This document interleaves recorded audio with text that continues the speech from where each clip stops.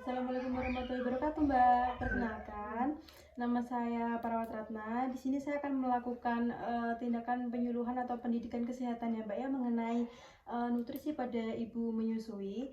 Karena Mbak di sini sedang menyusui dan tepat sekali saya mendapatkan tugas untuk memberikan pendidikan kesehatan kepada ibu yang sedang menyusui ya, Mbak ya. Kalau boleh tahu nama ibu siapa? Kita Baik, Ibu Vita. Ini anaknya usia berapa ya? 1 bulan. Oh, baru 1 bulan ya Bu ya, berarti masih lancar-lancarnya ASI ya Bu ya. Dan sebelumnya saya akan mengontrak waktu terlebih dahulu. Di sini saya akan memberikan penyuluhan mengenai pendidikan kesehatan pada ibu menyusui. Itu waktunya sekitar 5 sampai 10 menit. Apakah bersedia? Baik, kalau begitu ya. Di sini nanti saya juga akan menjelaskan beberapa hal mengenai nutrisi itu apa artinya, nutrisi yang terkandung pada ibu menyusui itu apa yang dibutuhkan, dan karakteristiknya juga apa saja, dan juga hal-hal yang perlu diperhatikan untuk ibu menyusui dan juga bayi itu apa saja ya Mbak ya. Baik, kalau begitu sebelumnya apakah ada yang ditanyakan? Baik, dan ibu bersedia? Iya. Dan ini ada levelnya, ibu bisa baca, dan di sini saya juga punya. Nanti saya akan memberikan beberapa pengertiannya ya Mbak ya. Jadi yang pertama saya jelaskan terlebih dahulu mengenai nutrisi.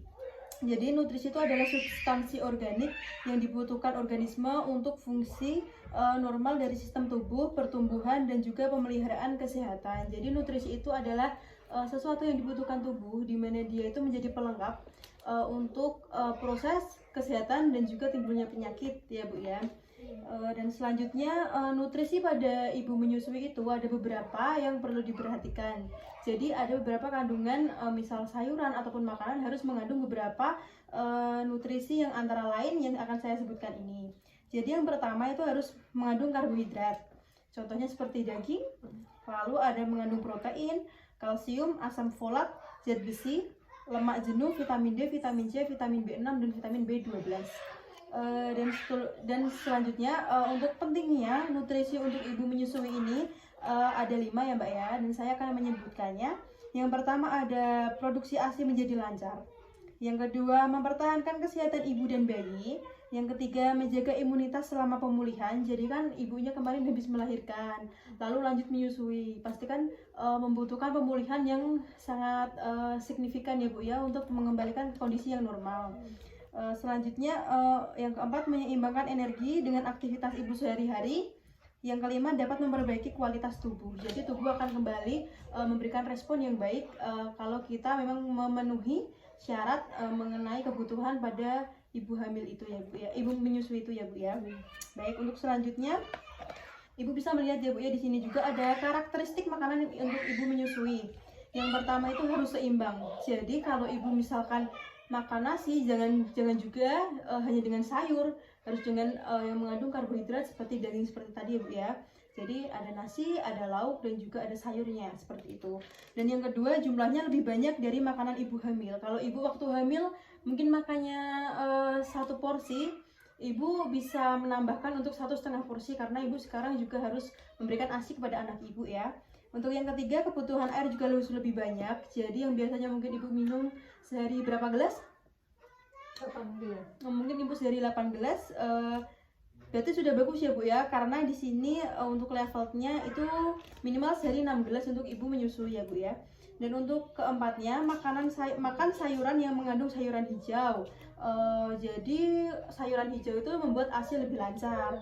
Dan yang kelima, tidak mengandung bumbu yang merangsang. Contohnya bumbu yang lebih menyengat itu nanti itu mengganggu pada ASI yang akan keluar, yang akan diberikan kepada bayi ibu. Selanjutnya saya akan menjelaskan mengenai dampak menyusui ya Bu ya. Jadi dampak dari menyusui ASI yang mungkin ibunya kurang gizi itu juga akan mempengaruhi beberapa hasil mengenai ASI-nya Bu. Yang pertama itu produksi ASI juga menurun.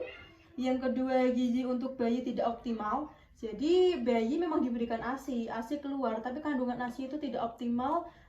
Jadi nanti anak juga bisa lemas gitu Bu ya, tidak bisa gemuk dengan cepat seperti pertumbuhan yang baik ya Bu ya.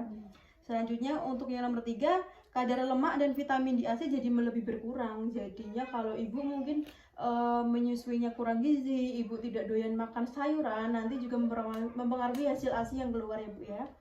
Selanjutnya yang keempat adalah keadaan umum dan kesehatan ibu dan bayi kurang. Mungkin bisa jadi karena kurang gizi itu bayi jadi lebih lemes. Jadi kelihatan bayi itu seperti lemah, nangis terus itu ya Bu ya. Dan ibu juga mengalami lemas. Dan juga selanjutnya bahan yang dapat merangsang ASI Bu. Jadi di sini ada beberapa bahan yang dapat merangsang ASI itu cepat keluar. Yang pertama adalah contohnya adalah bayam, sayur bayam ya Bu ya. Selanjutnya kedelai, ada daun singkong, pepaya, mangga dan daun pepaya, jeruk, kacang tanah, kacang merah dan juga jambu air. Jadi beberapa ini itu sangat bagus banget untuk membuat produksi ASI menjadi lebih banyak dan lebih lancar ya Bu ya. Apakah ASI ibu keluar dengan lancar? Baik, berarti ibu sudah memenuhi kriteria yang saya sebutkan ya Bu ya. Apakah ibu juga suka sayuran? Suka. Ibu juga suka minum ya Bu ya. Iya. Apakah makanan yang ibu makan mungkin lebih banyak? Iya. Baik Bu, bagus ya Bu ya. Dan juga selanjutnya hal-hal yang harus dihindari untuk ibu menyusui ya Bu ya. Di sini saya akan menyebutkan beberapa makanan dan juga hal-hal yang harus dihindari pada ibu dan juga bayi karena nanti dapat berpengaruh ya Bu ya. Yang pertama ada makanan pedas. Jadi untuk masalah menyusui bolehlah makan pedas tapi jangan terlalu sering dan jangan pedas banget gitu ya Bu ya. Jadi karena itu nanti juga kan mempengaruhi pada hasil ASINya. Yang kedua juga jangan makan terlalu asam karena pengaruh pada makanan asam juga berpengaruh pada keluaran ASI yang akan diminum pada bayinya. Terus yang ketiga, makanan mengandung MSG itu tidak bagus banget ya Bu ya. Seperti yang saya sebutkan tadi, jangan mengandung bumbu yang menyebabkan merangsang pada ASI ya Bu ya. Contohnya adalah MSG-nya itu. Lalu yang keempat adalah hindari minum kopi karena kopi itu mengandung kafein yang nggak bagus ya Bu ya sebenarnya ya Bu ya. Selanjutnya hindari merokok dan juga asap rokok. Misalnya suami ibu merokok, tolong bisa ibu berikan penjelasan bahwa jangan merokok di sekitar ibu dan juga bayi ibu karena juga mempengaruhi pernafasan anak karena kondisi bayi yang masih sangat kecil dan mungil itu karena kena asap rokok saja itu berpengaruh besar pada paru-parunya ya Bu ya. Apakah ibu merokok? Tidak. Baik ya Bu ya. Selanjutnya makanan yang memicu alergi itu seperti misal ibu memiliki alergi udang tapi karena misalkan udang mengandung banyak protein ibu rela makan tapi pada akhirnya alergi itu juga nggak bagus ya Bu ya. Jadi makanan yang sesuai dengan ibu tapi tetap mengandung makanan yang bergizi ya Bu ya. Dan beberapa hal yang telah saya berikan tadi saya akan memberikan pertanyaan kepada ibu. Yang pertama, bahan makanan apa saja kah yang mengandung banyak gizi? Bayam, Ya, daun pepaya, ya, kacang tanah, ya. kacang merah. Baik. Selanjutnya, hal-hal apa saja yang harus dihindari pada ibu menyusui dan juga bayi? Makan yang terlalu pedas, Ya, yang terlalu asam, Ya. sama kopi. baik Bu. Jadi ibu sudah mengerti ya Bu ya apa yang saya jelaskan. Apakah ada yang ditanyakan? Ya. Baik, dan selanjutnya saya juga akan memberikan evaluasi terlebih dahulu ya Bu ya. Jadi setelah saya berikan penyuluhan atau pendidikan kesehatan mengenai ibu menyusui ini, saya harapkan ibu juga lebih mengerti dan memperhatikan apa kebutuhan yang harus ibu butuhkan dan juga bayi ibu butuhkan. Karena kondisi bayi yang masih kecil itu membutuhkan banyak sekali nutrisi ya Bu ya. Dan nutrisi terbaik bayi selama masih keluar ASI itu adalah nutrisi terbaiknya adalah ASI dari yang keluar dari ibu. Jadi bagaimanapun juga ibu harus merelakan, misalkan nggak doyan sayur, ya ayo ibu harus doyan sayur. Ini demi anakku, seperti itu ya Bu ya. Jadi penyuluhan kali ini cukup sampai di sini terlebih dahulu ya Bu ya. Terima kasih atas waktunya. Jika tidak ada pertanyaan, saya akhiri. Baik kalau begitu, wassalamualaikum warahmatullahi wabarakatuh.